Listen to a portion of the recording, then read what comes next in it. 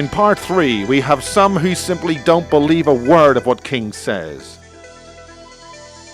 We next include others who have similar stories, who have experiences which lead credence to King's claims. Some of these people have alarming stories, including the death of aliens and the release of captured humans in underground bases involving US military personnel.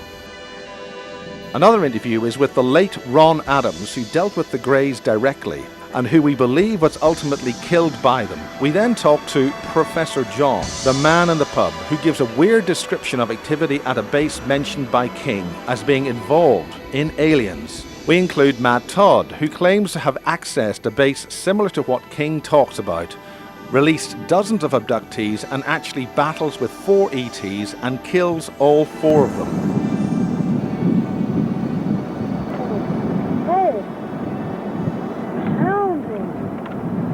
It's just like this really eerie calm here. It's almost unreal. Well, Lisa, what do you think is going on here? This is near RAF Peasemore, the underground alien facility, Something alleged. horrible. I mean, nobody can confirm, or whatever, or deny what Barry's saying is going on and what I was told was going on, but something nasty is happening. Right beside RAF Welford.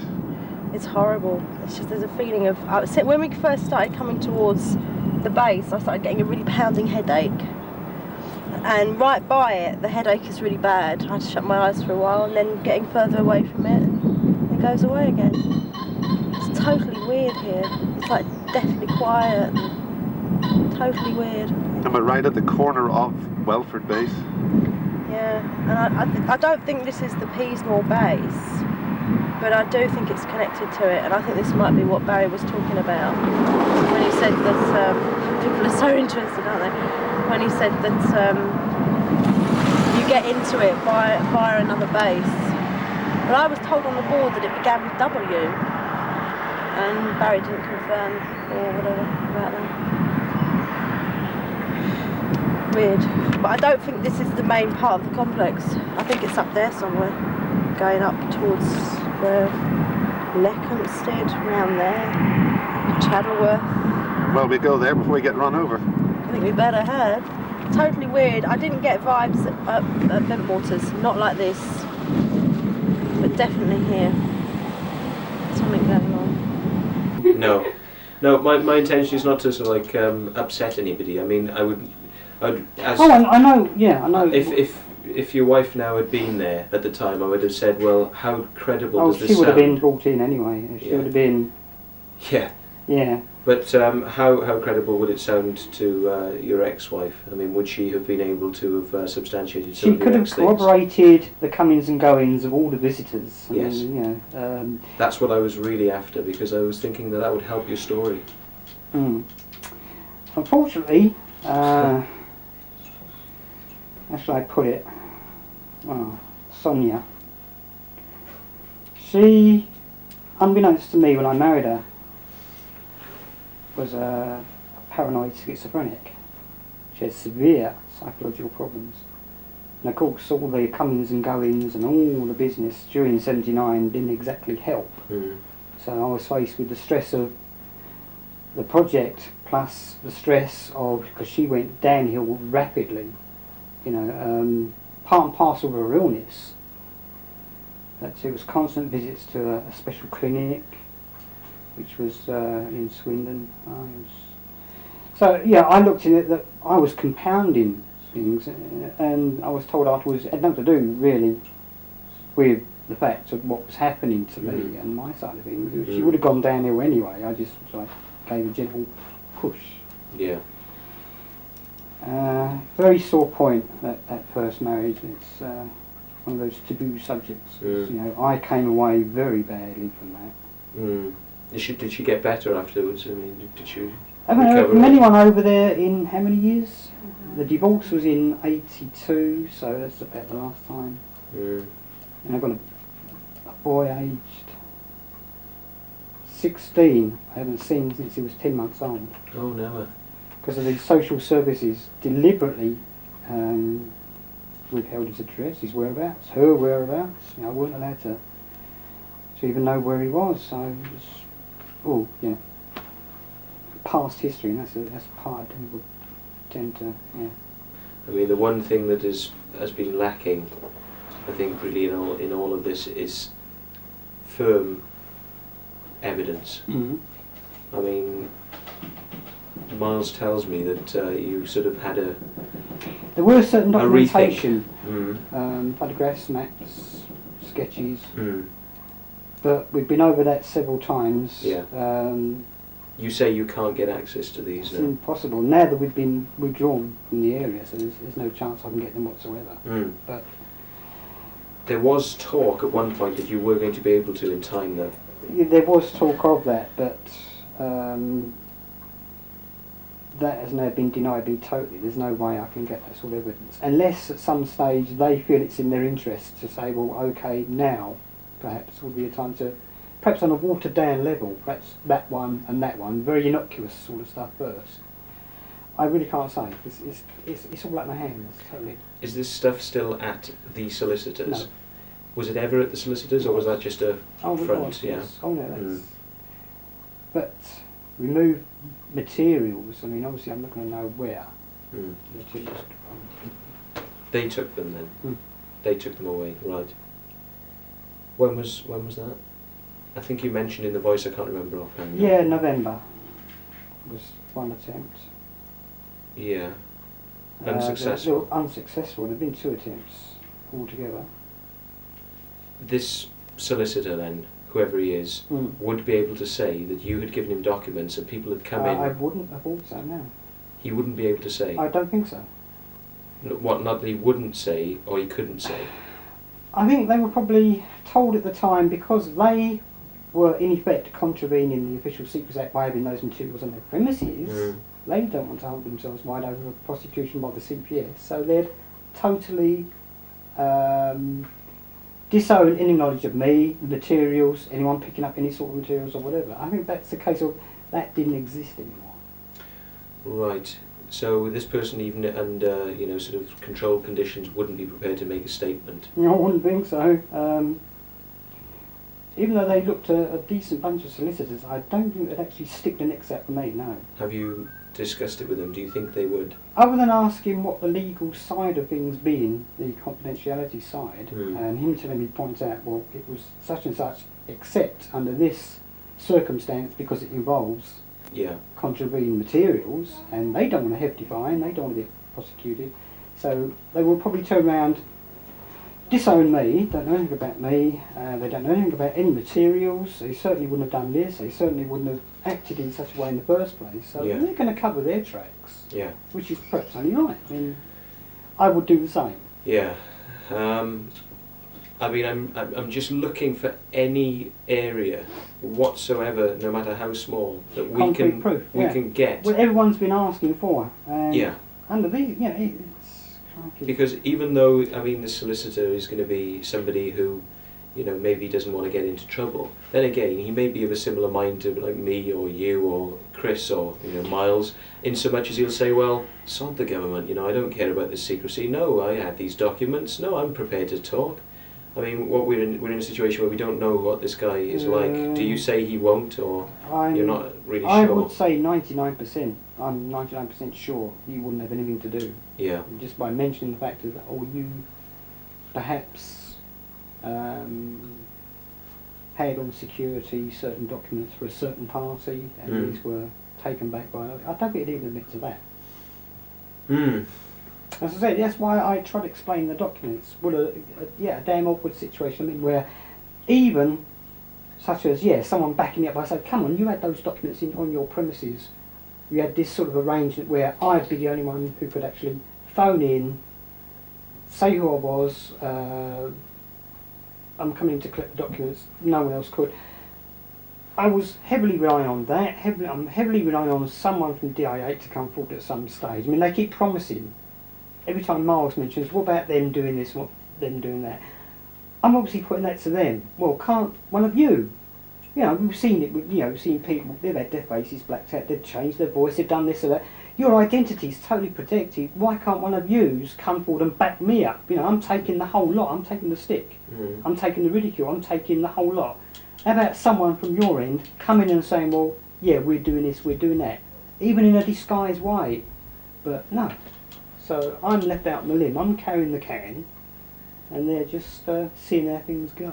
Mm. You've got some sort of like ID or security badge, which I think you photocopied and put in the voice. I mean, is this an official badge? Is this a real badge? Well, it's what they issue people with. I mean, and it is the one that you were issued with at Peasmore. The 4 British and the Canadian ones were issued with that. The American ones were totally different. Yeah. Have you still got that? Oh, no, you don't. There's no souvenirs. I thought you had that. I thought you'd shown it to people.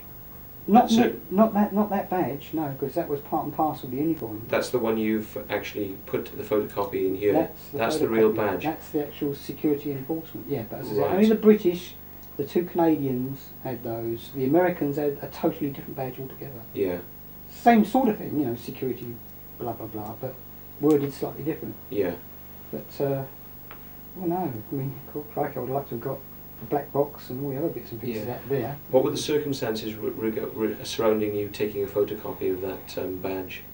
Done for me by way of a cover. Now, again, because people want proof in various ways. So people who are also dangling their toes in the water, thinking, well, we can only go so far. So what can we provide him with that's not going to place us in too much danger, but will be sufficient to say, well, look, this is this and this is that. So certain people, I'm not prepared to say who, actually helped with the badge. No, it's not on here. That's just something that was passed to me. I haven't got it here, but I mean that I definitely remember that somebody is saying. most intriguing. I've actually You had that badge. Now, I got to say that they said that this badge that you showed them. I mean, I can get back to who it was, and if you want, I'll say who it was. I'll ask them. I'll say, Liam, look, Barry's asking, can I say that you said that you know he's shown you the badge, you know, so you can, you know, say, well, was it you or not? Are the memories working correctly? But one of the things they said was that it looked like a phony badge as well. Well, firstly, I don't know. I mean, yeah, no, that's okay. But I haven't seen really this like badge. to find out. Yeah. Yeah. Well, obviously. if you haven't got it here, I mean, I'm not to know. But yeah. No, I've got no badge. Yeah. All I've got is a photostat copy, which is, as I say, everyone's got. Right. But that's interesting. What would you say to the point that you've got to be some sort of evidence to there being an underground facility at Peasmore? I know you say Depends on what sort of evidence. Now, this is where I'm going to come back, because, okay, I know the damn place is there. So many other people know the damn place is there. Now, this is the only thing that really bugs me, because I can't physically go over there and say, well, look, right, let's dig 200 foot down and the damn thing's just down there. Now, you've obviously got to have physical entrances or access points. Now, I've already highlighted where these access points are. You've got breather units, or the filter systems, which are going to be scattered around the area where the base itself is. Now, because for several reasons I can't personally get over to Berkshire and actually scout around myself, I've actually told people, what, you've been given the general location of the place, scout around yourself. Even if you have to go into farm buildings, I mean, I haven't the faintest idea what's there. I mean, other than describing the pub that I do recall on a number of occasions going to, and Miles kept saying, there's no pub there, and I was really getting fed up. He couldn't find the pub, and I knew it was there. And then one day we found it. So. But you know, as for the filtration units, they could even be in innocuous places like farm buildings. I really wouldn't know. I mean, this is where I come back very hard and think, well, okay, I'm asking you to swallow a lot here, but at the same time, what we're getting from the States is this and more. And people are accepting it, you know, blindly. There's, no problem. I mean, like, some people are accepting it. Okay, some people are, but a hell of a lot are just saying, well, okay, let's try and find Dulcie. Now, I mean, what proof has anyone got that Dulcie exists? Well, the base actually exists, but it's just whether level 13 exists, isn't it? Well, really, I've never seen any proof whatsoever that Dulcie exists. Me personally. Right, yeah. Okay, if others have seen some sort of evidence, fair enough. I personally haven't. So when I'm trying to get across to them, what the hell can I do? What evidence can I provide anyone to prove the damn place exists? Yeah. There's nothing I can do. I'm up against a brick wall every time. I'm down a dark alley. I can't prove anything whatsoever. Perhaps this is how it's supposed to be. I can't prove a damn thing. Well, if the message was supposed to get out to people, but it would, you know, they didn't want you to prove your point. They just wanted the message to get out, so that one day they'd find out what you're saying is right. I mean, that's one feasible explanation. But I mean, there's got to be something from your own point of view. Yeah, but as I'm not the only one who's coming forward with this, yeah. I mean, there are a number of other, well, ex-guinea pigs, let's use that term. Yeah. Because that's the one they keep using. Like who? I haven't heard anybody. No. Well, people are slowly but surely coming forward saying they've been abducted, but not by the aliens. They've been abducted by what seems to be military personnel. They're describing certain locations which could well tie in with Peasmore. The more people come forward and actually, because you've got this smoke screen cover of an alien abduction, go through that deeper regression, and you're going to come out with the military ones. Do you have any particular names of anyone? I don't go out and that? about doing abduction investigations anymore. So. But you think there are these people who are saying that? I know there are. Yeah. But you can't put your finger on any of them? No. I think all the cases that are perhaps known, if people go into those cases again and look a bit deeper, they might just be surprised.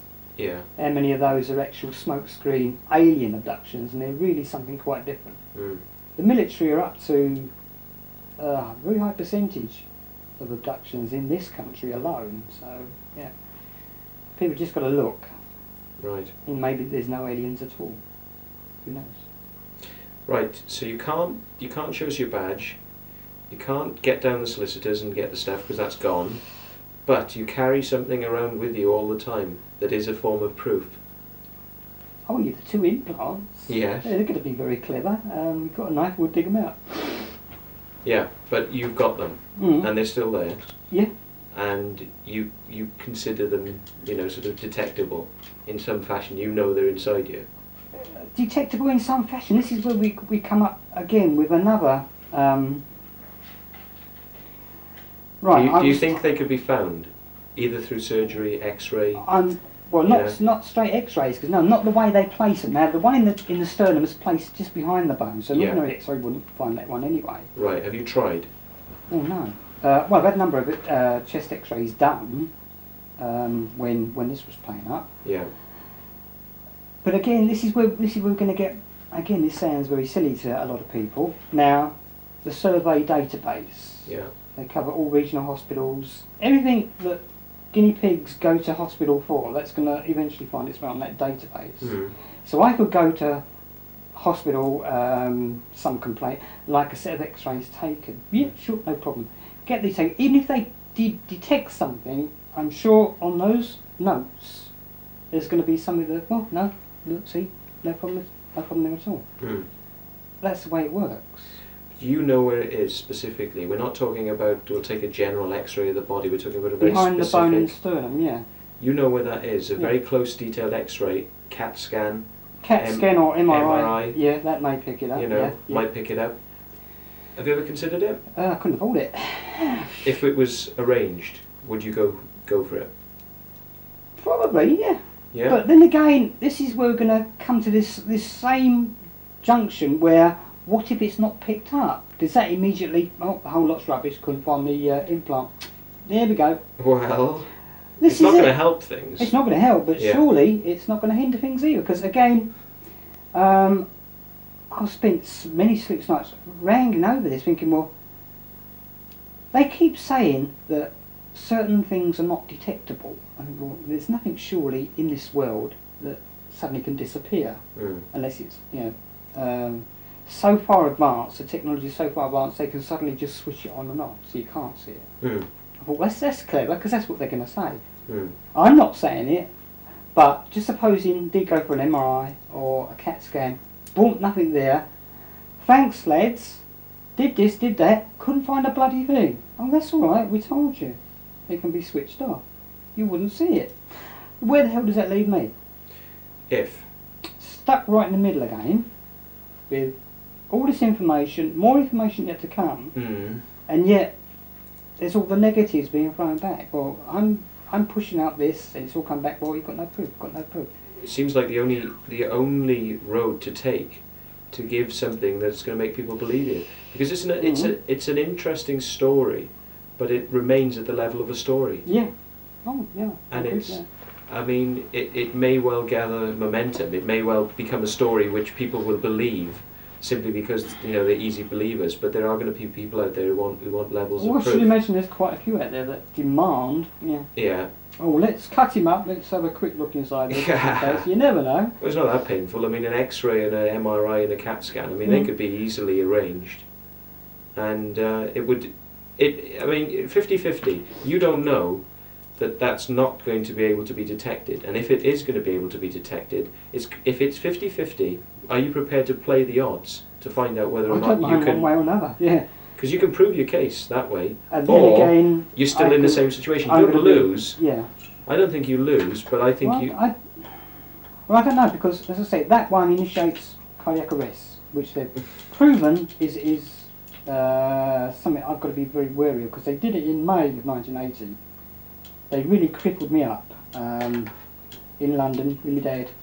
All of a sudden, woof, bang, rushing in St Bart's, major heart attack, blah blah blah blah blah. Slight compression of the side of the chest because they paid it too high. Now, they at any time can just click that switch again, bang, oh dear, is that another one? But to anyone, it's just an ordinary heart attack. Oh well, it's 44, poor old sod. Well, I think if that happened, I think there'd be a few ufologists asking, But would they? That's what's Where? been keeping me awake for quite a few nights. Would people start asking these questions? Well, I think. Would they just go to my GP and say, well, he did have a history of angina, I'm afraid. He had a heart attack in 1980. He's had angina ever since. The poor old sod was going to get it one way or another anyway. So just a normal heart attack can prove otherwise. It's a bit morbid, and it's going off the point. I mean, do you really think that that's going to happen? They've warned me many times that if I overstep the mark, they'll certainly pull the plug. Oh yes, so I'm worried about that. Yeah. I've got a family to think about. Yeah. So, but you don't think that you'd mind doing it anyway, trying it, for the sake of it? For the sake of it, I wouldn't mind trying anything. Right. You try truth serum, polygraph, the whole lot. I mean, that I don't care. You don't mind trying it? No. Okay. Well, that's the important thing. I don't think they'll pull a plug on you. I've got a funny feeling they won't pull the plug on you. Well, that's probably I think the it'd main prove your reason point, is, really, wouldn't it? Well, yes and no. Yeah, it would be a bit too late for me to argue the point, wouldn't it? Unfortunately, perhaps, yeah. You know, is that abductions don't occur on a one-off basis. Practically every abductee that I've met or read about has had multiple abductions through their life. Since childhood. Yeah, exactly. Where does the survey come in? Which would seem, fair enough, which would seem like a big waste of resources. I mean, you would have to ask yourself why these people are being taken up against their will time and time again for this microchip that needs to be implanted one time, and yet others who are eventually going to be got to are left. Mm-hmm. Now, economically, that is a very It does big sound waste of totally resource stupid, and yeah, I time. must admit. Well, again, I'm not saying that every abduction is military. As I say, I gave a rough ratio of 65 military, 35 alien. These are the figures I'm given, so if I'm given, I've got to give them out. So do you believe that the military abductions are occurring as a consequence of the alien abductions? I'm certain that the military abductions are in greater numbers than alien abductions. Now, we have to bracket that word alien. As for these, because most abductees are abducted throughout their lives, and you can go back to their parents, grandparents. Yeah, so you can literally, if you really wanted to, go back generations, although I haven't seen any concrete proof of that. It would seem initially on the surface, a total waste of time. I can only go by what I'm told is the overall picture. I can only go by what I'm told to give out as a main reason of why the military are abducting people. They're using the aliens as a smoke screen themselves. Because you'd never think of your own government going around snatching people from their beds or from their cars, doing all manner of medical procedures on them, taking over, or sperm or whatever, microchipping them, banging them back to where they were picked up, and that's it. Right, we'll be back in a couple of years' time and go through the whole procedure again. It's easier to let people think that nasty aliens from somewhere have come and done this to them. I mean, one case in mind, because I was sent the book and the video, is Leah Haley over in the States. Yeah. Mm-hmm. Definite military connection of some sort. I mean, what that woman must have gone through. I mean, it's like a horror story, isn't it? She's very badly affected. Yeah. Well, again, I don't want to use that to prove my point that military are involved, but it just seems you do hear more and more and more stories of people being abducted, and during the course of whether it's conscious recall or regression or whatever other method is used to get the data from them, they see military personnel on board with these supposed aliens. So, as I said in the kitchen, there's either this hand-in-hand agreement they've got, military working with the aliens, or it's a blooming military abduction, full stop.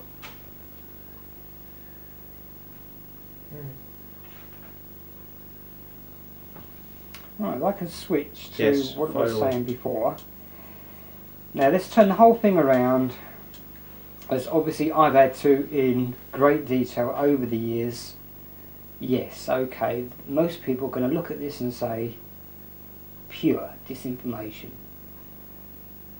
Then surely behind that assumption they'd have a load of questions, or they should at least if they're halfway intelligent. Why is this person putting out this disinformation? If there's someone behind him, who are they? What's the reason? What's the purpose of this disinformation? Again, I'm not so high profile these days. I was back in the 70s. So surely most people think, well, why is this person?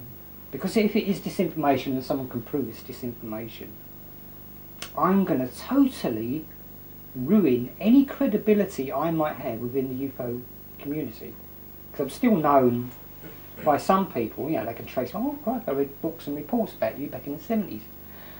So I'm going to throw all that away on the premise of a really outlandish story. And I can't come up with any concrete proof, any part of this story, so it's just basing it on stuff I'm putting out in documents. So,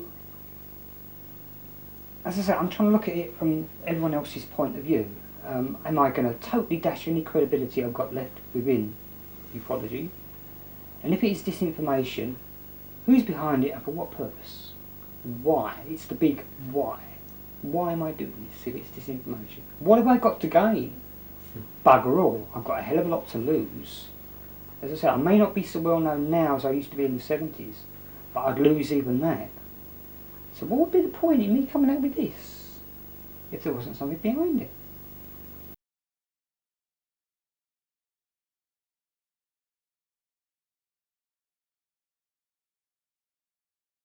The Gurdjieff movement. Gurdjieff was a Greek-Russian mystic, long since dead, and his philosophy was that we are all asleep. We are all robots taken over by the autonomous nervous system and everything else, etc. And his aim was to wake people up, to make them aware, which I suppose is the end result of most magical rituals anyway, is to raise one's awareness, etc. Yeah. So what about Madame Blavatsky and the Theosophical Society. And Hitler and all that kind well, of stuff? she claimed, the Theosophical Society certainly claimed to be in touch with what they call the secret masters, which again could be extraterrestrials. I've got a Theosophical book here that contains a portrait of, this is the one I was looking for. This one. Unfortunately it's in German, but it's Madame Blavatsky's book, and it's got the Tree of Life, but in the front it's also got, where are we? There's also got Lamb, who's an extraterrestrial. So there is this extraterrestrial link with all the Who societies. you have behind you there? One on the wall behind me, that's right. Who is he? What's his significance? He looks like a big grey. Mr. But he- Crowley's superimposed his face onto him, unfortunately, hasn't he, really? Yes, yes, to a certain extent. But he's one of the he's presumably one of the leading extraterrestrials who passes knowledge down to the human race for whatever ends. What did Madame Blavatsky have in connection with Hitler? Didn't the whole Hitler movement and the Second World War and all that? Entirely different. I mean, they're separate entities, but there's no doubt that the Nazis and the SS were into ritual magic. But doesn't this bring us into the Fourth Reich and the New World Order again? Again, it does. Yes, it does. I mean, so there seems to be a recurrent. There's some interesting links with the UFO concept and the secret flying craft that the Nazis had in the last war. Do you think they were real? I think they were real. Yeah. I mean, I've seen lots of documentation and photographs of these things that actually flew. Now, there's an interesting. That's anti-gravity craft. That's man-made anti-gravity craft. Man-made anti-gravity craft. So discs, flying discs. They had a connection with the Greys. I don't know. I mean, that's a possibility. It's a possibility. Or maybe the fact that they were working on discs themselves made them a focus for the Greys. The Greys came along and said, "Hey, you know, you're working on stuff that we've already got anyway. Perhaps we can help you. We can strike a deal." was able to manifest these things. Madame Blavatsky and her had contact with them. So there is this extraterrestrial link with these groups. Extra-dimensional, wherever, which are contactable by some form of ritual magic. That's right. That's right. Sure. So you're able to pick up on your radio receivers certain pulsing waveforms. That's right. That's right. For mind control. Do you think that that's happening a great deal here? Do you think there's a? I tend to think so. Yeah, I think it's logical. It's been experimented what sort of frequencies for years. Do you think we're talking about? We're talking about ELF frequencies and VLF frequencies. We're talking about, for instance, the thing called woodpecker.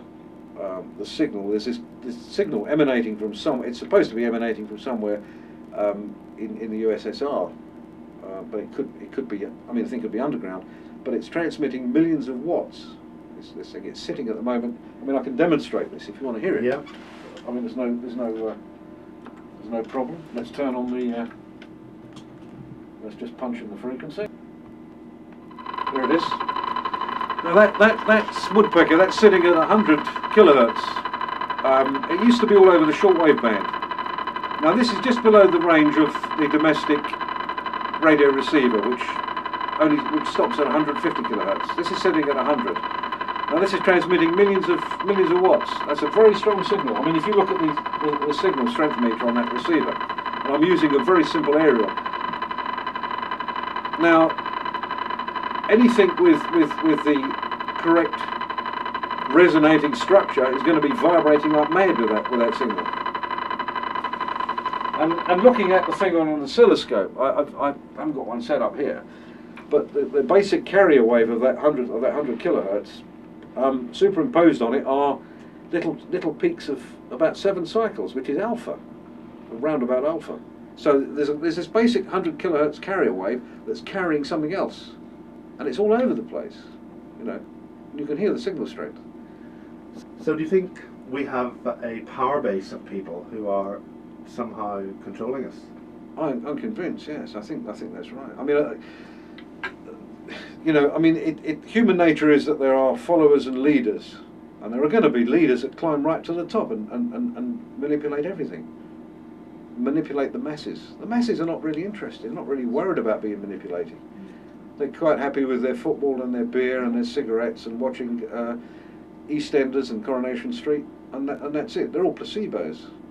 That's what they're quite happy with, and they're easily dominated, very easily dominated.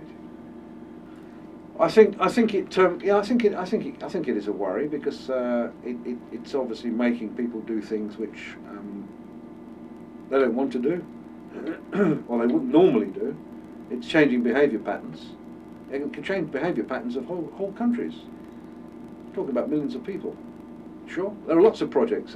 You know, the trouble with these not specifically. No, I can't, because I think there are lots of when these projects become known, everybody knows about HARP and Majestic and everything else, and it's bandied around. It's on the internet and it's written about in books.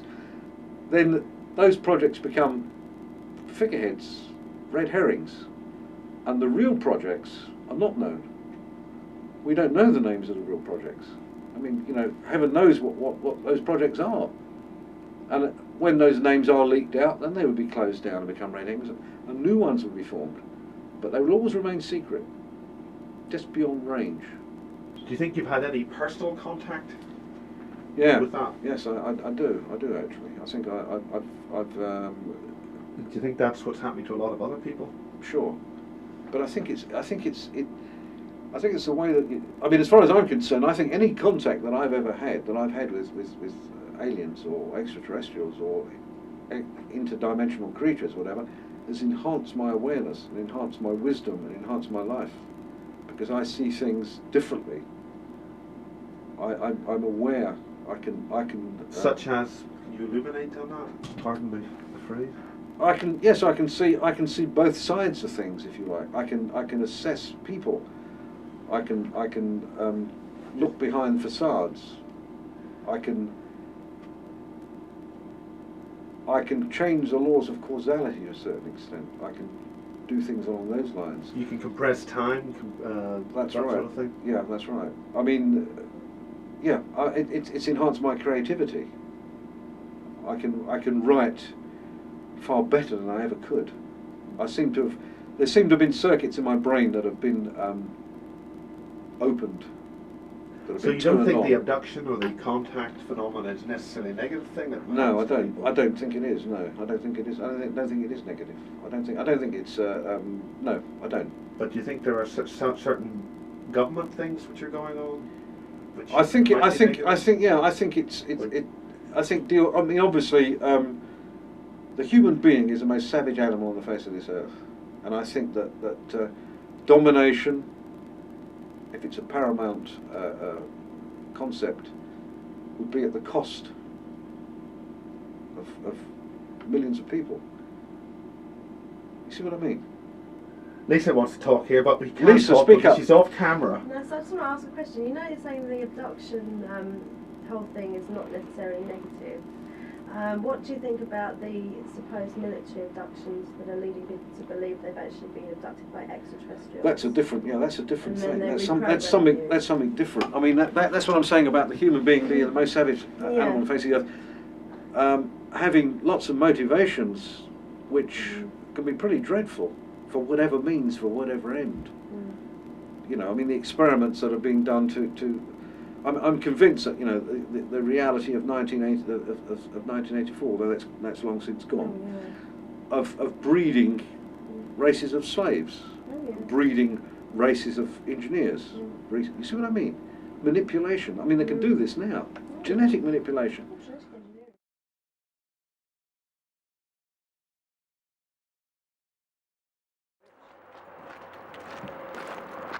You alright?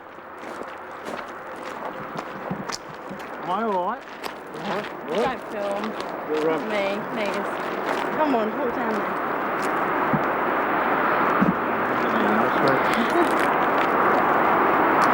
Hi. Yes. Sure.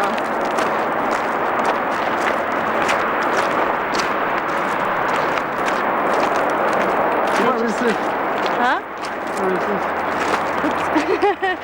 Effing. Hot tall. Tall. What are we doing here? Well, we're just a load of nutters, really. So, we thought we'd come up here. Now, apparently, somebody once saw a vending machine. An alien vending machine. We're doing with aliens here. Yes, we believe there might be an alien. Who knows? But it's good fun. I might take a photograph for you.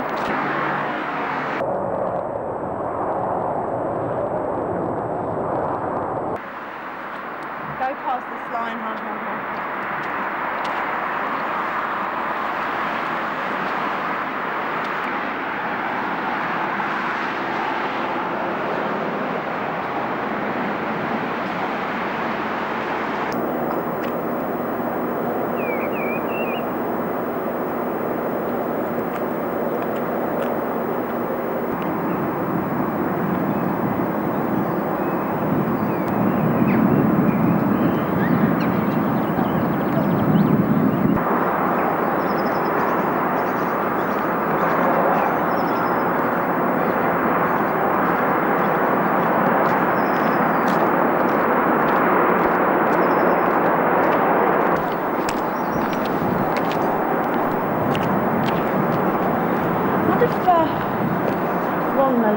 was a real... Why do we have all these symbols here? I know. Ron? He's got a bit to go.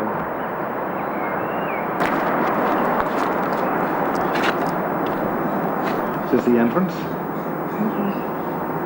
Should have been the kitchen. God, there's an old grate in there. We'll get there. What's that about the earring?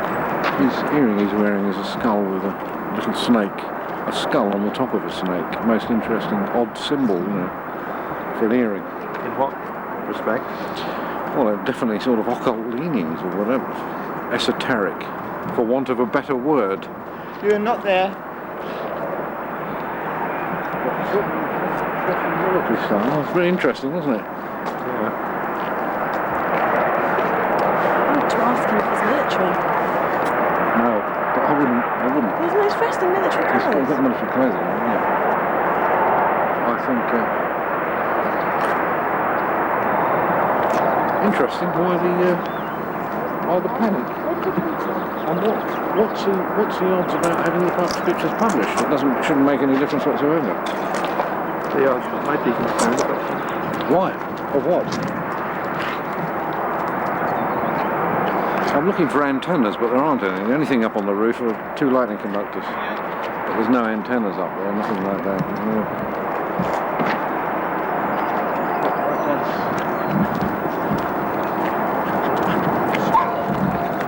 It's amazing, isn't it? If they're going to restore that bit there.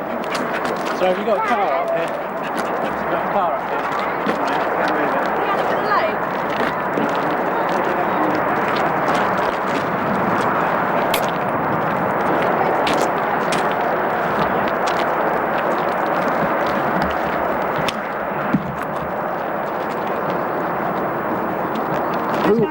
Who on earth are friends of Copied Hall? And what? I mean, it sounds a bit, doesn't it?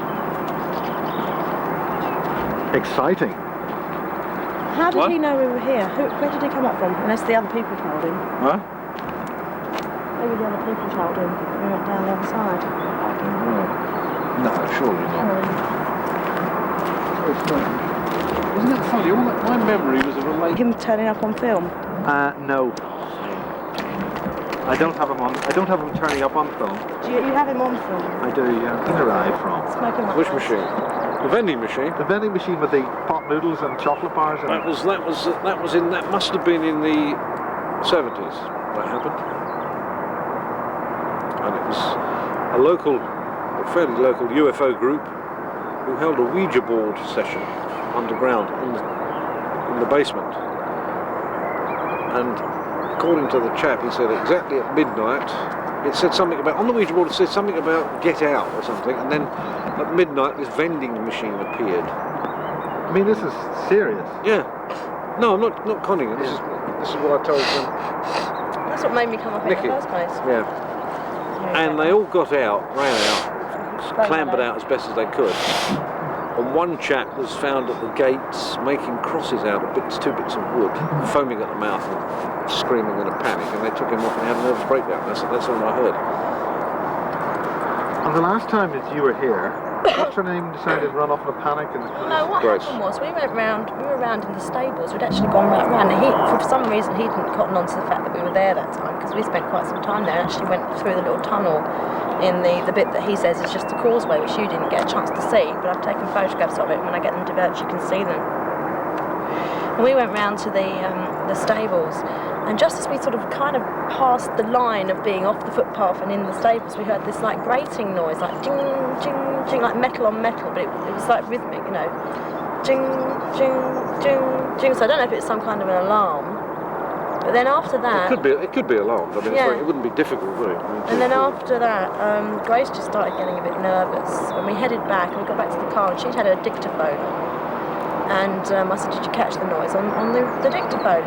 She tried to play it, and the whole thing had completely buggered up. The dictaphone wasn't working, there was nothing on the tape. maybe they take you around and shoot Like you. that tree, there's something wrong about that tree. Yeah, there is, isn't there? It's poisoned by something. And the other tree out there is poisoned by something as well. it seems to be mutated, doesn't it? It's not growing normally. It's not. Yeah, well, it's diseased, I suppose, but that's a symptom of something hostile. Oh, well.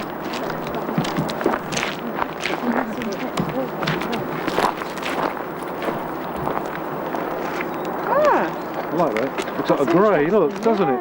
It looks like a grey. Yeah. I'll keep that. I'm gonna put that on a little stand. Yeah. It's almost a grey, look.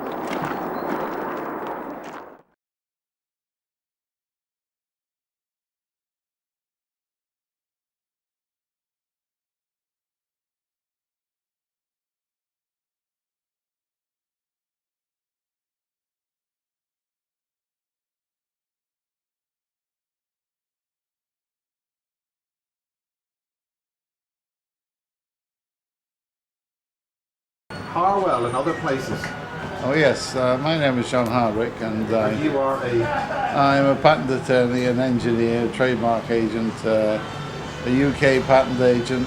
I have various qualifications in chemistry and other things, and physics. However, now, as working as a patent attorney, I went to Harwell because the firm I worked for, Parabola, had a little office in Harwell in the hope of attracting more clients. And we didn't get any more clients, of course, because the first thing you notice, and this may be a function of Oxfordshire as a place, nobody seemed to speak to anybody else, except to ask bizarre questions like, "Are you all right?" and things like this, which is hardly business patter. And the other thing that struck me was that Harwell, we were on the business side as opposed to the research side, had many strange qualities.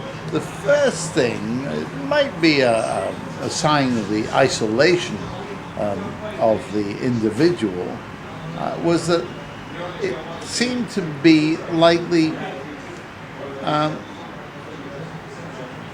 something from the set of The Prisoner.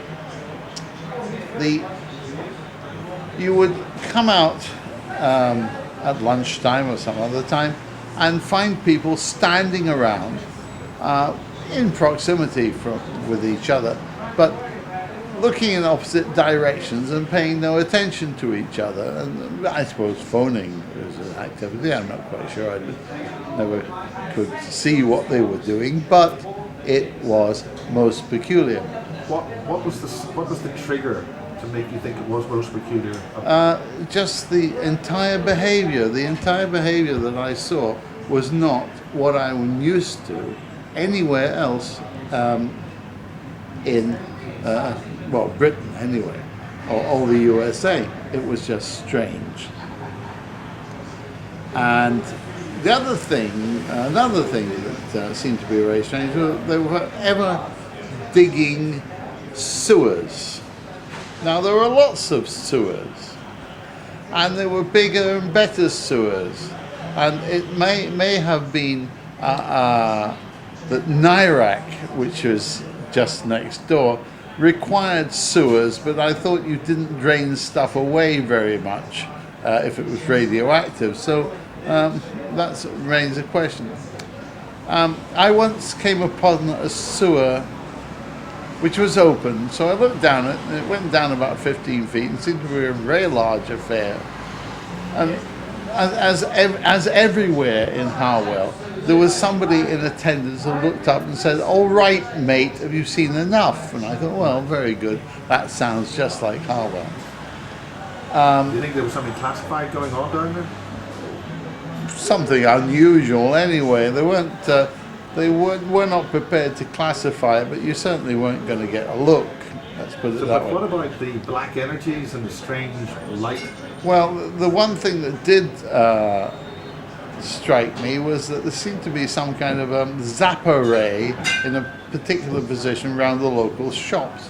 Whenever you walked through that point, you got a kind of mental shock, and that was pointing from Nirac towards the local shops. Local shops are quite weird. Even on a cool day, you could find the sides of shops radiating heat, which I found very strange, because they were just wooden buildings. In what sort of way? I mean, there was a much brighter light than normal, or well, the light, sizes of the light. rooms? First of all, the light was quite blinding, but I cannot. I'm not sure if it was or not, because as soon as you go away, you reacclimatize. But I think So it what was. do you mean exactly? What made you notice this? That the light in the area was Because different? I'm quite light sensitive, and it seemed to be far too bright. But there didn't seem to be any extra source. Exactly where did this happen? It was much brighter. In the buildings, inside, or Looking out the windows, there's a lot of light. so what strangeness exactly triggered that?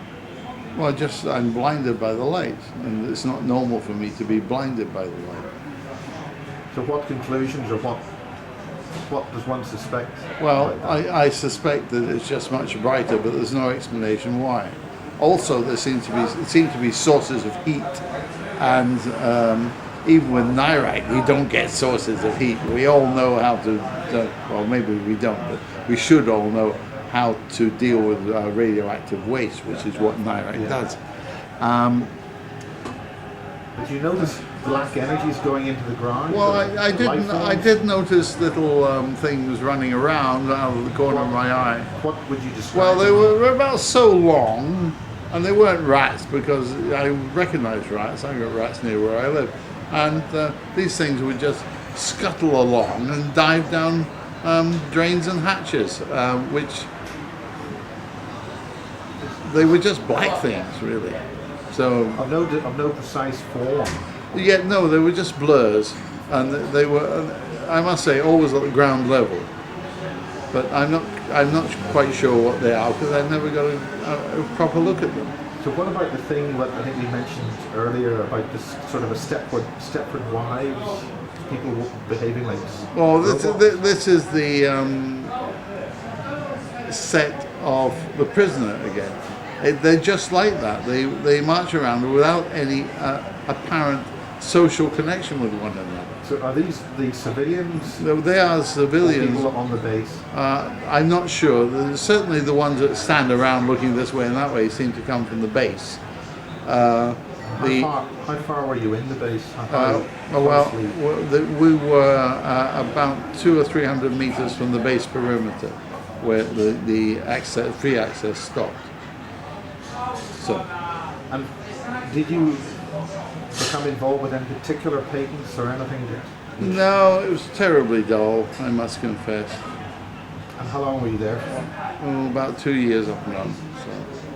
So, if you don't have an office in Harwell, you'll probably get chucked out fast and everything. So, if you can somehow arrange an opportunity to stay in Harwell, let's say for a week. Yeah, just go in at 9 o'clock in the morning and leave at 5. You will find everything I have said was true. Now, most of these observations are in the summer, because in the winter people don't come outside to stand around and look in different directions and so on. But you will find that the little shops and little newsagents down at the local shopping area, it's quite a small shopping area, does radiate heat from its wall facing the road, which is quite peculiar. Do you think it's an artificial body of some description? I cannot say what it could be, but you don't get heat like that being chucked out from a wall, and it's right over one of these drains, which you can't look into, of course, without somebody saying how you're looking in at the right. So what conclusion, how do you conclude that Harwell is involved with communication with some alien facility? Well, because the antenna's pointing in entirely the wrong direction. It's a great big dish antenna. You don't need it for the radio sound activities, which are conducted at Harwell. That's radio sound is associated with you basically orgone energy. No. It's weather. No, it's associated with the minimum reflection frequencies of the various layers in the ionosphere, and you just need a small vertical antenna to do that. But this antenna never moves, so I'm just giving you my own observations. Yeah. And I think it's a weird, strange place. Were you spied on? Not that I know of. Well, apart from this strange mental ray which would impinge upon you if you walk around the back. And it did. The back of where?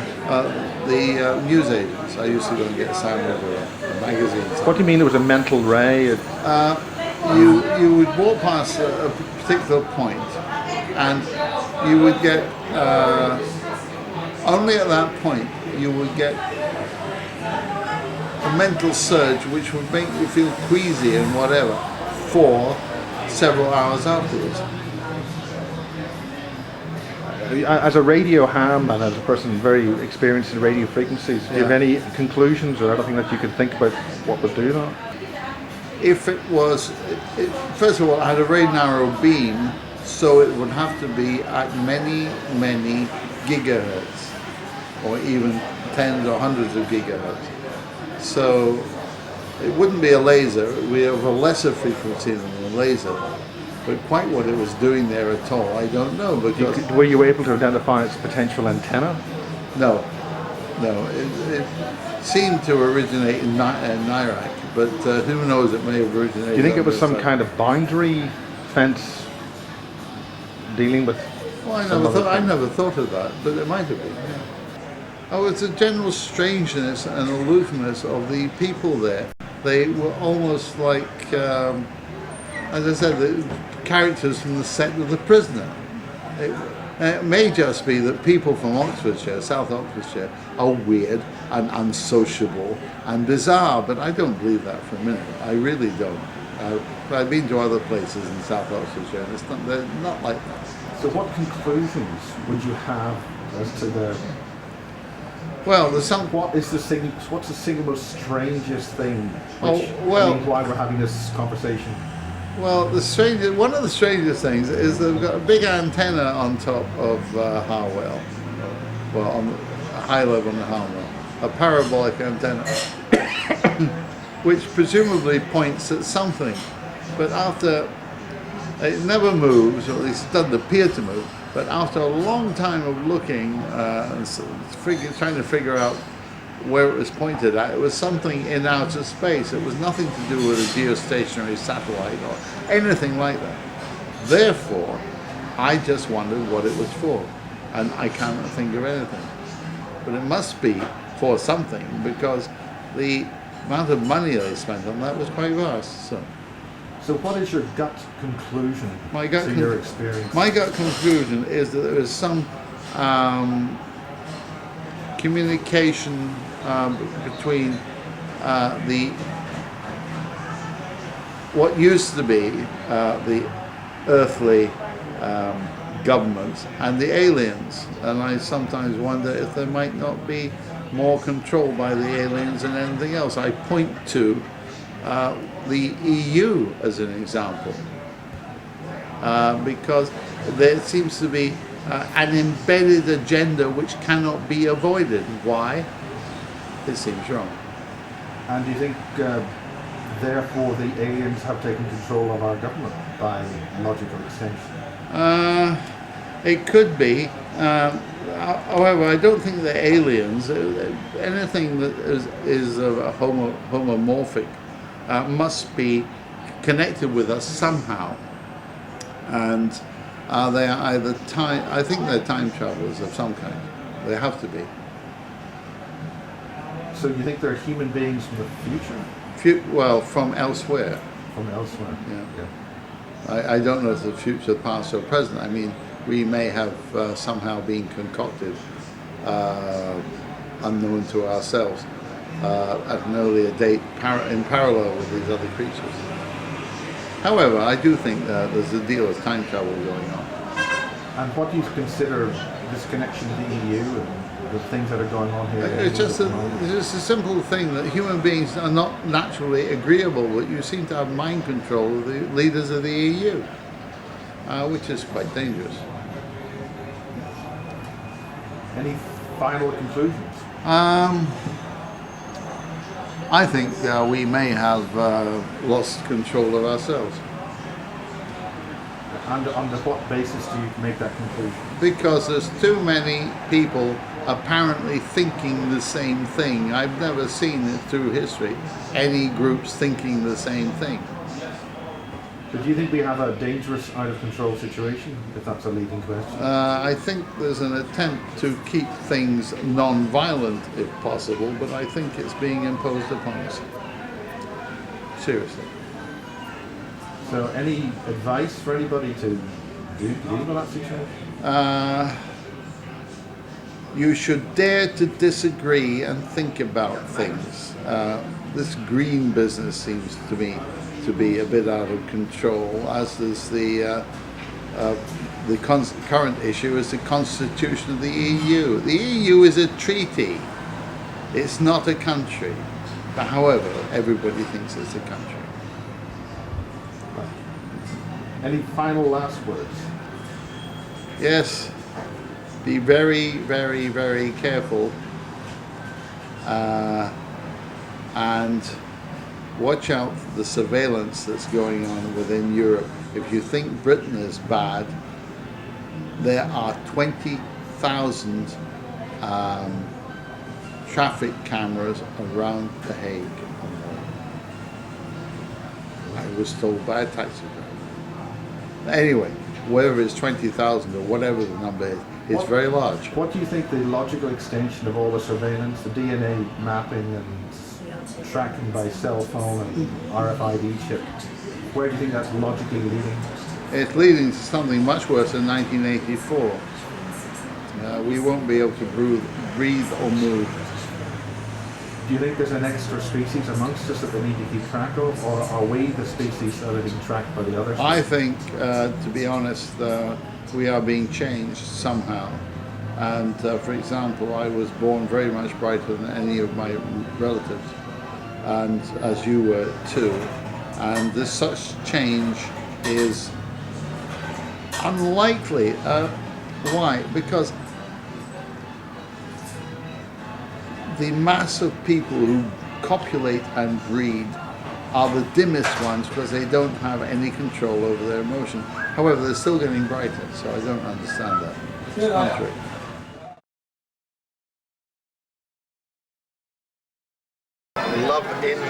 Love is the stuff inside teddy bear. Yeah, love is stuffed inside.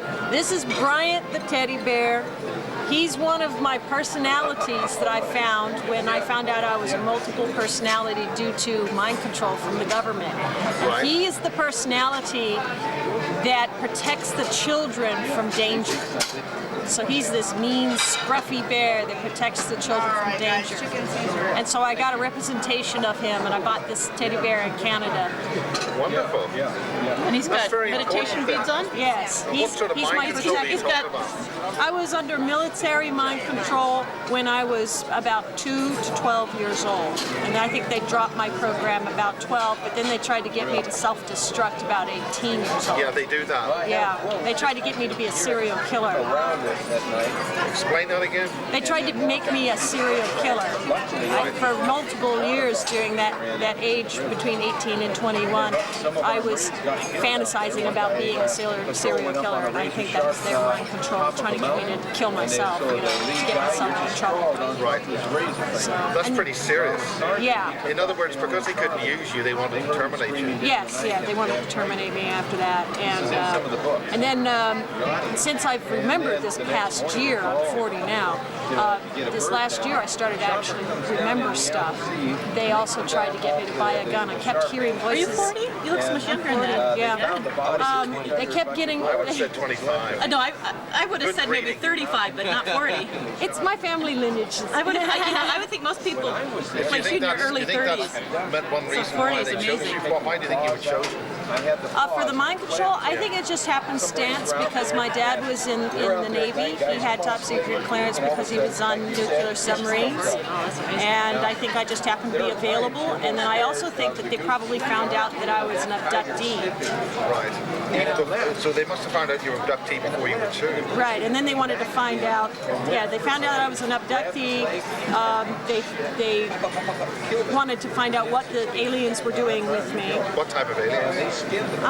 Nothing anybody else has seen. These are very different. I have not seen this alien in anybody else's pictures or anything like this. It's unusual. It does have a gray-like tone of skin, but it's more like a dolphin skin. They have the big eyes, but they have lids on their eyes, so all you see is a slit. And they have more of a muzzle, like a chimpanzee muzzle on them. They're very different, and they only have 2 fingers and 1 thumb. Well, that sounds like that.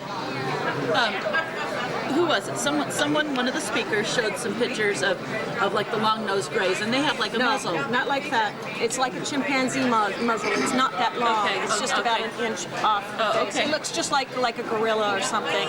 But I've seen pictures of that. In fact, there's who is it? There's an abductee that's got pictures. It's like a chimp as far as it's got that kind of half circle, you know, that thing like a chimp, and they have an eyelid. They have an eyelid? Yeah. I'd like to see the pictures, but this one had a 4-quartered skull, and you know how greys, they have big heads? This one's even bigger in comparison to the rest of its body.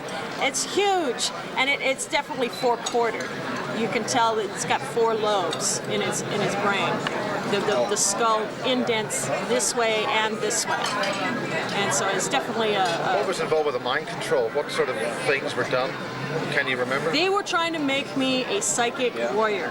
In other words, I was capable of moving equipment such as tanks with my mind from 5 miles away. I was capable of controlling somebody's mind that was a threat to me and make them not a threat to me. I was capable of moving objects at long distances, things like that. Those so really, just run-of-the-mill, just move a tank 5 miles stuff? Yeah, run-of-the-mill psychic warrior. Yeah. So really, just not really much, really. I don't know how much I was actually used. I do have some flashback memories of killing a few people. So sort of Manchurian candidate style? Yeah, but psychic type. Yeah, using psychic powers to do it. What, do you believe the program was stopped? Do you know the name of the program? I think I was a test subject just to see what they could do with me. I don't think I was ever used in the long run, because what happened was when I was 11 years old, I was sent to a boarding school because I had behavior problems. I wonder why. I wonder why, yeah. Yeah, and then so when they sent me to this boarding school, I think what happened was the CIA was working through this boarding school. It was a school for this. And they were mind controlling people. There were several times that we took field trips out of that school that I don't remember what we did on the field trip, but I remember the trip out and the trip back. And I never remembered what we did on the field trip. Do you know the name of the school? Devro. There's 6 of them. 6 schools called Devro, and one was in Georgia. And I found out you were in Georgia. Can you spell that? And it was confirmed by another mind control victim that she was in the same area, and she said she remembers me being at the mind control site being controlled. What state? Georgia. Yeah, it's Cobb County, Georgia is where Devro is. Kennesaw, Cobb County, it's right on I'll the have you talk to Lori, the lady here that I've been talking to. I think you really should. Yeah. She's really cool and down to earth. I think she'd want to talk to you.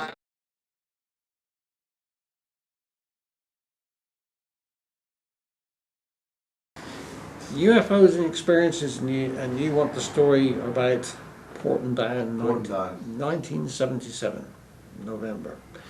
Okay, the story begins that what happened prior to that event was the fact that police driving just past Stonehenge were on top of a rise, and they saw a light going down into a field, and they couldn't make it out because they stopped and there was no noise.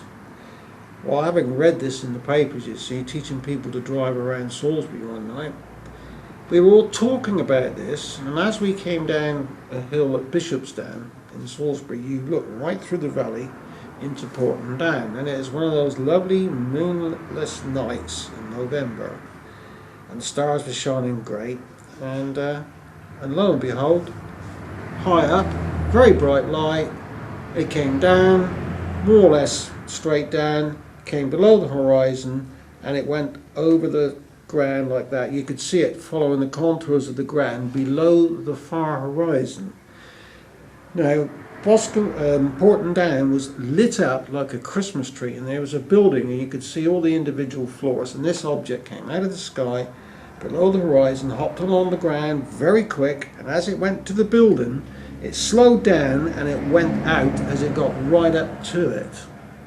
And of course I said, well, did you see that? And the girl driving said, yeah, I saw it, and the person in the back also saw it following the ground as well. So that's 3 people in the car that witnessed this object. What was the object like? Just a very bright, like star type object. That's it, just a very bright light.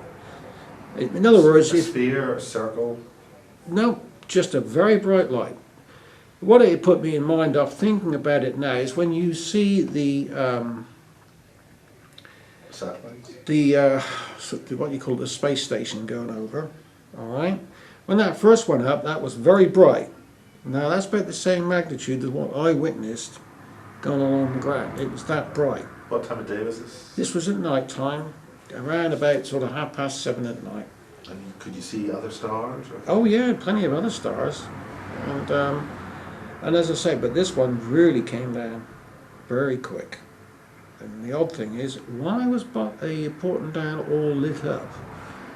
It was like it was all lit up. Here I am, and here I come. So it's not normally that sort of display of light? It's not on a what you call a regular basis. It was just the fact that they normally go home at 5 o'clock. The place shuts down. They all go home. So it could have been all lit up for that particular reason, to expect somebody to come through the front door, so to speak. Any other strange experiences regarding that? None whatsoever. In that area, over the years, I've seen other objects sitting in the sky. That was about 1988. Driving back from Salisbury on a driving lesson, going up a hill with the Porton Down fence on the left. There was this orange object just sitting there in the sky, but the odd thing about it was it had like a cone, just about make out a cone. Now the cone consisted of like a grey, then a darker grey, and then a grey, then a darker grey. Now what was happening is each one shifted down, so to speak. And I said to my pupil, put your foot down, I want to get underneath this. And basically, I think once I entered the cone, it disappeared. Literally, I'm looking at it, and as I went into the cone, you couldn't see it anymore. Now, when I asked the kiddie, well, what did you see? He said, I don't want to talk about it. Do you think it might be some kind of projection, a bit like the rainbow is, projection is an illusion of light? I don't think so. This was pulsating slightly. And I talked to a Belgian ufologist guy, and he said, well, I'm glad you come up with that. We have seen them in Belgium too. So it was great that somebody else had witnessed the same thing.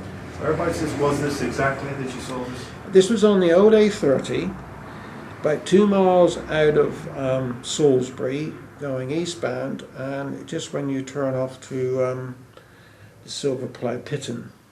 All right, opposite the turning to Pitton, you go up a hill, okay, and on the way up that hill, that's when I saw it.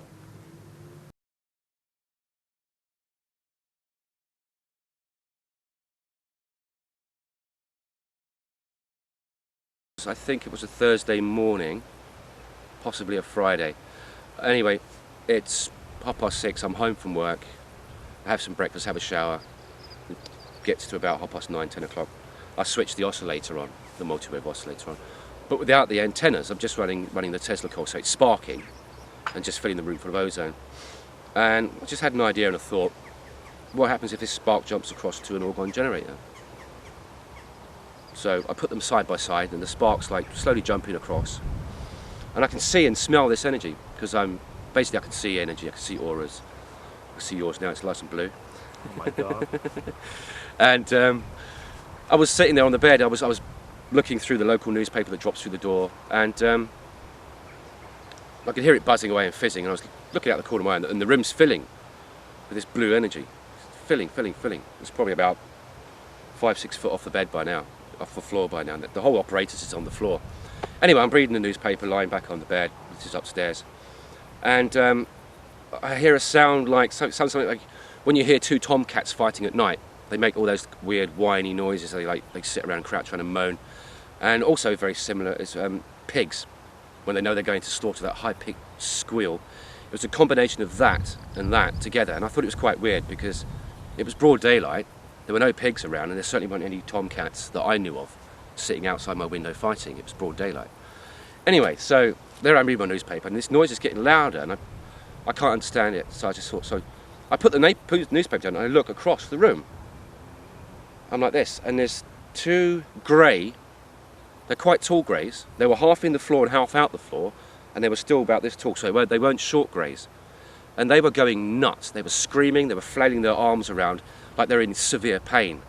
So they've honestly jumped into this reality to find out what's going on, because the combination of the Tesla coil pumping into an organ generator. Do you disturb them in this reality already? They're already here. They pop in and out whenever they want. But I think they popped in, and when they popped in, they had the biggest shock of their life. They were screaming in pain, and it sounded like that sound I just described to you. And then it's almost like they moved back out of reality. They stepped out. How do they do that? They just basically they lose density. So you can see them, but then you can almost start seeing through them, and then they're gone. Now, what do they look? What do these particular greys look like? What details of their faces and colours and hands and stuff like that? Can you describe that? Their hands and arms were all over the place. They were screaming. They all seemed to scream. They were shaking, wobbling, quivering, making very unpleasant sounds. They sound like they were in vast amounts of discomfort. They're quite tall, large-headed, but not as large-headed as the little guys. They seem to have a bit more proportion to their head, but tall. Large eyes nonetheless, but as I said, taller than the little ones. So I believe what kind of eyes? Were they big, long, round? They weren't as big as that, but big.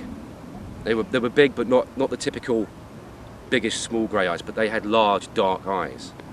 Round, what, almond? No, almond shaped, pretty much like ours, but big, but not the curvy up kind of around the side. How many fingers? Couldn't see. It was energy, and they were going nuts. Okay. They were going nuts. This is the first time I've had absolute recollection. Whenever I get, there's always sex involved. You're taken and you're put in front of a woman and you're meant to breed with her. The very last one I've experienced was completely different from all the rest. I'll go into that one because it's more interesting. When you say all the rest, how many are you talking about? Just to give a synopsis. Well, to be honest, I'm not 100% sure. I don't know. I remember 3 or 4. 2 or 3, 5. I remember 3 or 4. Okay. I don't remember much. I remember from the age of 11 is when I started having memories of it, but it might have been going on before. What kind of beings? Same again, little guys. Same beings as you? Little guys. No, not the same guys who turn up in the woods. Okay. Not those. Here we go, look. Special chopper. Well, let's forget a helicopter. We'll have to wait for him to go.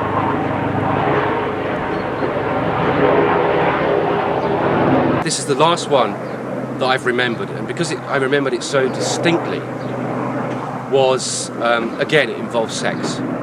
There's always sex involved. 2 beautiful women presented themselves to me. I always stand back, because they're so phenomenally beautiful. They look like goddesses. I don't touch them. I just admire. I don't know whether I'm actually coerced into it, but I always kind of resist it. I try and resist it. Anyway, it got to that same scenario, presented again to gorgeous-looking female humans, right? And let me tell you this. Right at the beginning, when I realised I was abducted, I felt like I was being pulled through water. It's like you're taken through water, through a fluid, almost. Anyway, I became conscious while I was in this fluid. And as I surfaced, there were 2 humans which appeared to be sitting beside this water. Yeah. Now I don't know whether it was a screen or whether it's something they do to make you relax, to help you keep calm. I spoke to both of them. I said, what am I doing here? What's going on? And they said, oh, you're here to help my brother. I said, oh, what's wrong with your brother? Why me? And they didn't answer any of that. They said, oh, we need you to help my brother. Now, these were two females. Can you help our brother? I said, what's wrong with your brother? They said, oh, his eyes are failing. He's going blind. Can you help him? So somehow they knew that I was a pretty good healer anyway. They knew it, because with some of my healing work done, it's pretty good. I'm not blowing my own whistle, but anyway, they take me to see their brother. I can see his eyes aren't quite right, so I start doing some healing work on him, just with energy from my hands. And then all of a sudden, the two females become very nervous, and I'm aware of this. And then all of a sudden, there's a loud noise. There's like a door flies open, and I turn around. I'm not standing with 3 humans. I'm standing with 3 greys. This American military personnel guy walks in, high-ranking personnel, covered, swearing his head off, all profanities under the sun. What the fuck is he doing here? What's he doing here? Having a go at these 3 greys, and these 3 greys are like, whoa, calm down, man. You know, it's almost like he was shitting on their heads. And the way he said it, what is he doing here? Could you go over that again? Right, we're sitting there, they're asking me to help their brother. I'm not questioning any of this, because I've had so many OBEs, I just go with it now. Can you help my brother? I thought, well, basically, I'm trying to... This is you taken through this fluid? Yeah. I come out the other side, 2 beautiful women. One tries to mate with me, I back off. Anyway, I said, well, what am I doing here? What do you want? I said, we want you to help our brother. I said, what's wrong with your brother? I said, oh, you can help him. We want you to help him to heal his eyes. He can't see properly. Anyway, I proceed to do this. They take me into a room, which looks completely normal, like a normal room in a house. And anyway, my hands are on the back of his head. One of my hands on the back of his, one of my hands is over his eyes. I'm working on each eye separately. And then this door flies open in the corner of the room. And this high-ranking American military personnel. He was American, he was Air Force. I think he was Air Force or Navy. Lots of badges, American accent, swearing his head off. And when the swearing starts, I turn around and I'm standing next to 3 small greys, not the humans I was standing next to. The whole room changes. So the illusion was broken? It's all gone. And the beautiful women that you initially saw were in fact greys? Small greys. What were the greys like? Like small greys, like classic small greys. Classic greys. Are you talking about the large eyes ones, Chinese? Large eyes. No, these are greys, large eyes. Remember the ones I mentioned? They look like half-breeds. Yeah. They had human eyes, but they were black. Yeah. Anyway, this guy comes in, swearing his head off. I look around and I'm standing next to 3 greys. This American guy is swearing at them like he knows me. What is he doing here? And then it all just goes, and then back. I wake up, sit up in my bed, and I'm like, holy shit, what was that? I was taken there on behest of those 2 to help their brother. So they have sex, they have companionship within families. They said, our brother. So obviously they have family units. I don't think these are biological bred ones that are, which we're talking about. These are the original beings. They're not the bred, because there's about 3 or 4 different types of greys, small ones and tall ones, as far as I know. But I've heard there's a lot more. Anyway, that's it. I'm sitting up in my bed. I'm cold, and I'm thinking, what the hell just happened there? And that was my last abduction experience on that level. Anyway. So get to the point, you had a situation where you went into an underground facility. Yeah. Okay, this was in a forest. This was probably about 9:15 in the evening. And where is this forest? I have no recollection of place. Were you out of body at the time? I was out of body at the time. Okay, I'll describe it. I come to probably a 2 foot layer of sandbags forming an open square on one side. Down there is a stairway which leads down, and there's electrical yellow lighting. So you've got yellow bulbs all the way down. I went about 4 runs of the stairs down, and when I reached the bottom, I found what appeared to be very flimsy cages. And what I found in the cages were humans. They were of all ages, men, women and children, and they appeared to be lying on cotton wool in white robes. All of them looked to be in an extreme state of fear. They were aware of my presence when I turned up and looked at these cages were laid out, and these people were laying out, flat. They were aware of my presence when I walked into the room. It was a very small room, very low. Indicated, okay, I got the indication there was a lot of small people around there. Not tall, anyway. Anyway, I proceeded to tear these cages apart with my hands. They weren't very strong. I just basically ripped the metal apart and told these people, just run for your life. Just run for your life, you know. I don't think they even knew what was going on. What I got, the impression I got clairvoyantly was these people go to this place of hell every time they close their eyes. So I think basically they're... So these people are in the etheric state? Yeah. And you have gone into this base in the etheric state? Yeah. I'm pretty sure they were etheric, I'm pretty sure, but they could have been physical, but anyway, they were there, and they looked very, very scared. Anyway, I couldn't open the case, so I just ripped one side of it off. It wasn't very strong, it was like thin metal, so it looked like they couldn't escape anyway. They're in such a state of fear, they wouldn't know what to do with themselves. Anyway, I got them out, I said, run for your lives, just run. And off they disappeared into the night, and that was it. I followed them, because I was the last one out. Like I said, there was a huge boding fear coming down on me. I knew I'd done something really bad, and I shouldn't have done it. A bit like only a few minutes ago when the National Trust threw us off. Yeah. We were being really bad. Anyway, I proceeded to run, and I was aware that something was following me. I couldn't see what it was. Anyway, there's a few derelict buildings on the edge of the woods, so I went and hid in one of those. A vehicle pulled up. It was black in colour. Four very short beings got out. And I looked at them, I thought, hang on, this isn't right. They were about this big, and they looked almost Chinese. But they weren't. They looked Chinese. They looked a cross between a grey and a Chinaman. And it was weird. It was they looked very grey, but they also looked like little tiny Chinamen. It was strange, almost like half-breeds. Anyway, they proceeded to follow me into this what seemed like a derelict building with a few rooms. I hid in one of these rooms, and one walked up past the doorway where I was hiding, and he had what seemed to be a surgical implement in his hand, or like a surgical gun that they'd and then put you to sleep, sort of thing. I immediately snatched it from his hand and fired it into his head, which then he seemed to quiver and turn to jelly and collapse on the floor. And I proceeded to do that to all four of them that came in. I knocked the shit. I killed them basically. I knocked the shit out of them. Excuse my use of language. But what I managed to do, because your speed and your motion are uncontrolled by any laws, you can move as fast as you like. But providing you wouldn't be aware of it. Well, actually, you couldn't do it if you weren't aware of it. So it's something I've built up over time, knowledge that I've gained over time. Once you get to know how to operate on an OBE, you can actually influence a lot of things around you as well. So that's coming on as well. So what happened was, all of them had these little surgical devices. They didn't look very sophisticated, just like something just go, and that was it. I managed to actually get each one, snatched it very quickly out of their hands.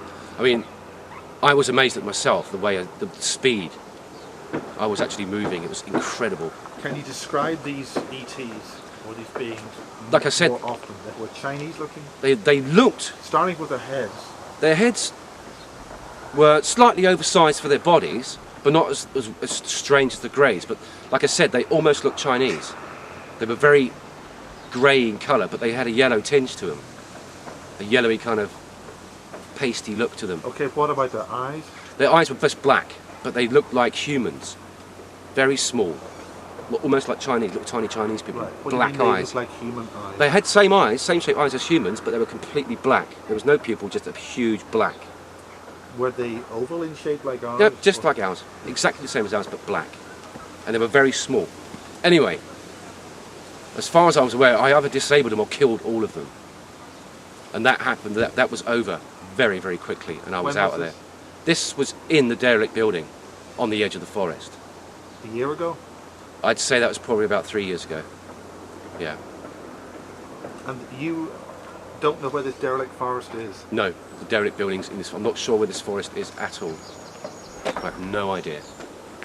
No idea at all. What brought you to the base? I'm not sure. Most of the time. What got you to that situation to start with? I think I'm put into situations where I'm needed to change something that's not particularly good. So there was as far as I could the information I could gather psychically through clairvoyance was those people had to go back to their bodies. And that was that, and off they went. Hopefully that was successful. That's as far as I can tell you and what happened on that experience. What recording? That's all right. They just appear. Okay, this is an implant. This is one of how many? I'm aware of 4. Where are they? Ah, there is A magnet sticking to my implant. That's one of them. Okay. And the other one's down here. You can actually feel this one as well. This is like a ball underneath my skin. They're all metallic in object, in nature, I do believe. The one there, got that? right. And there's about 4 across here. They're quite difficult to find because I think these are quite deep under the skin. There we go. There's another one there. Right. Now, can you put that magnet anywhere else?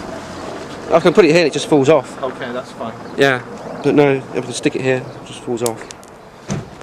But yeah, so I think as How far long as I'm... have you had those?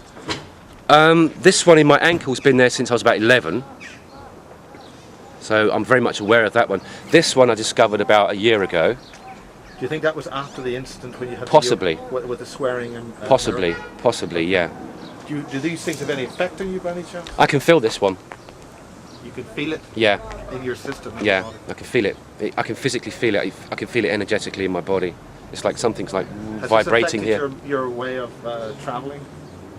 It's actually cut it down a lot, to be honest. So maybe it's a way of stopping me getting out there and causing trouble for them. I don't know. Yeah, maybe that's Could be it. why they swore at you. Yeah, yeah. I don't know. Have you? They were swearing. They were swearing at them, not at me.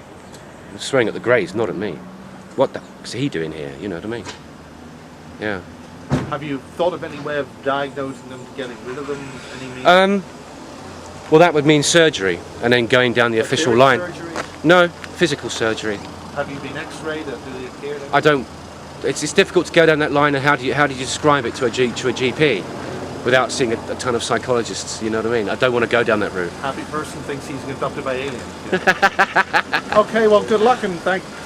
Thank you very much.